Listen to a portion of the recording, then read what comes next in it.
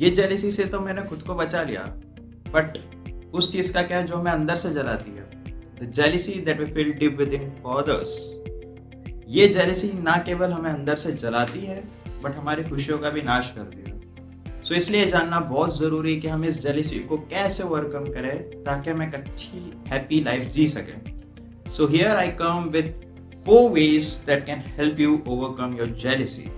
We cannot deny that कि कहीं ना कहीं लाइफ में हम कभी ना कभी किसी से जेलस फील होते हैं, एंड जेलसी बिल्कुल भी एक अच्छा गुण नहीं है। So how we can overcome this, and I hope you will like this 4 points. So let's start.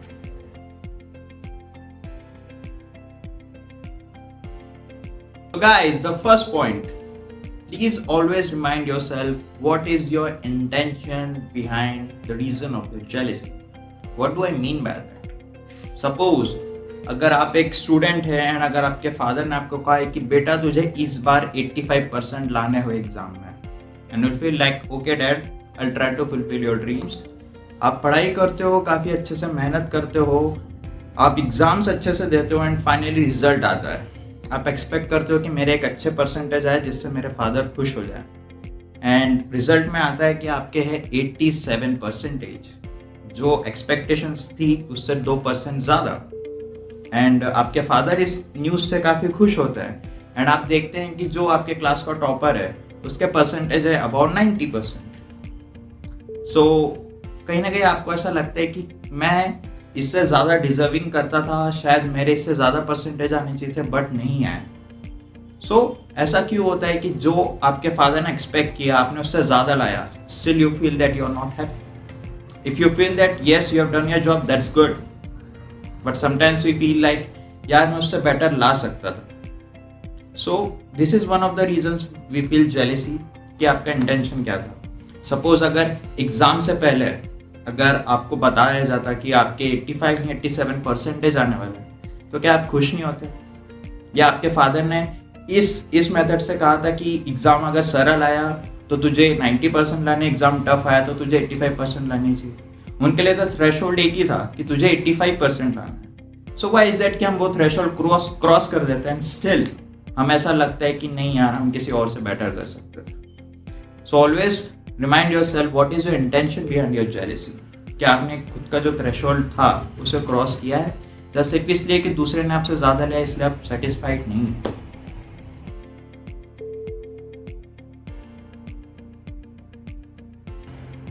So guys, second point, the second point is अगर कहीं ना कहीं आपको किसी से जेलसी हो रही है उनके सक्सेस को लेके, then there is a high possibility कि पास में आपने कभी ना कभी किसी के दुख में बहुत खुश हुए होंगे.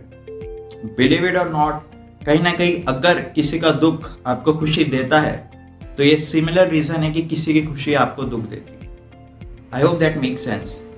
कहीं ना कहीं हमें बहुत अच्छा लगता है कि भले किसी से हमारा बैर हो, बचपन में हो, कैसे भी हो, बचपन में बच्चे नादान होते हैं, हमारे दुश्मन का अगर बुरा होता है तो हमें बड़ा अच्छा लगता है. We feel very cool and calm कि अच्छा इसके साथ ऐसा ही होना चाहिए. एंड लेटर जब वो पर्सन लाइफ में कुछ अच्छा बन जाता है, then we feel jealous. So my point here is कि आप जानिए कि there is a high possibility कि आप पास में किसके दुख में बहुत ज्यादा खुश हुए थे, क्योंकि अगर किसी का दुख आपको खुशी देता है तो डेफिनेटली उसका सुख आपको दुख देगा ही. So from forget about the past, जो पास में हुआ तो हो सकता था. लॉन्ग टर्म प्रोसेस है ये जिससे आप जेलसी को ओवरकम कर सकते हैं, इज दैट कि कभी भी किसी के दुख में खुश मत होइए. हमेशा करुणा का भाव रखिए, दया का भाव रखिए, कोई दुख में उसकी मदद कीजिए, हेल्प देम, रिगार्डलेस कि वो आपके लिए दोबारा क्या करता है, क्योंकि लॉन्ग टर्म में आपको ये अच्छा बनाएगा. अंदर से आप अच्छे रहोगे, आपको किसी की सक्सेस से जेलसी नहीं होगी, and more over you will have peaceful mind. आप हमेशा खुश रहोगे, दूसरों की सफलता से असफलता से आपको इतना फर्क नहीं पड़ेगा. So always help others, and I hope this point you will find a great one. Thank you.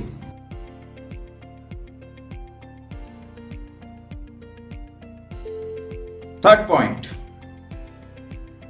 realize that you will never overcome someone that you are jealous of.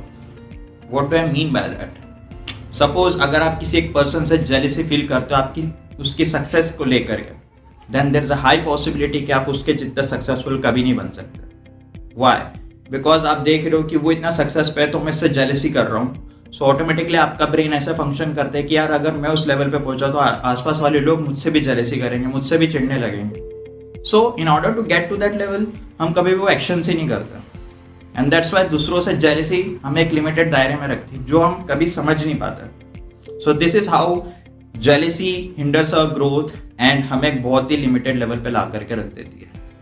So analyse की आपको अगर life में successful बनना है तो कभी भी successful लोगों से जेलसी मत कीजिए, क्योंकि अगर आप किसी से जेलस हो, भले वो आपका पड़ोसी क्यों ना हो, आप कभी उसके जितनी सक्सेस नहीं कर पाओगे and you lose your peace of mind. So don't hate successful people, analyse what they have done, उनसे सीखिए, उन्हें जानिए कि उन्होंने ऐसा क्या किया कि वो उस लेवल पे पहुंचे। जेलसी से आप अपनी ही ग्रोथ नीचे कर रहे हो। Don't be jealous of anyone. So this is my third point, that analyze that you will never overcome someone that you are jealous of.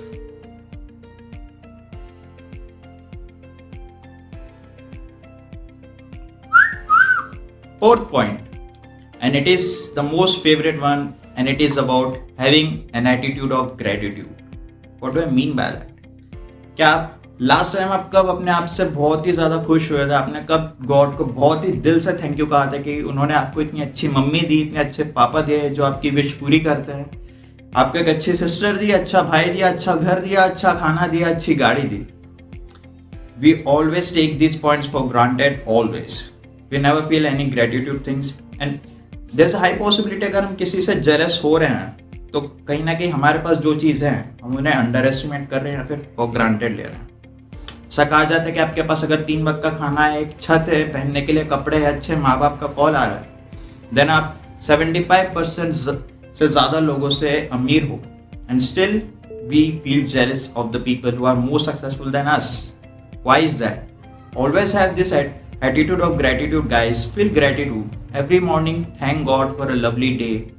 क्या उन्होंने आपको एक नया दिन दिया, इतना अच्छा परिवार दिया, आपके साथ संबंधियों के लिए, आपकी चीजों के लिए ग्रेटफुल फील कीजिए, बिकॉज जितना आप खुद के लिए ग्रेटफुल फील करोगे, आपके पास जो चीजें हैं उनके लिए ग्रेटफुल फील करोगे, the less you will interfere in others life, उतना ही कम ध्यान आप दूसरों की लाइफ में दोगे, and the less jealous you will feel. So have this attitude guys, because every successful people have this attitude of gratitude. इससे दिखाता है कि अगर आप गॉड के प्रति ग्रेटिट्यूड रखते हो तो जो सक्सेसफुल पीपल है, जो आपसे आगे हैं, आप उनसे सीखने में भी बहुत ही अच्छे से रहोगे, हम्बल रहोगे, एंड आपके चेहरे पे वो दिखेगा कि yes this guy is here to learn and he always values things.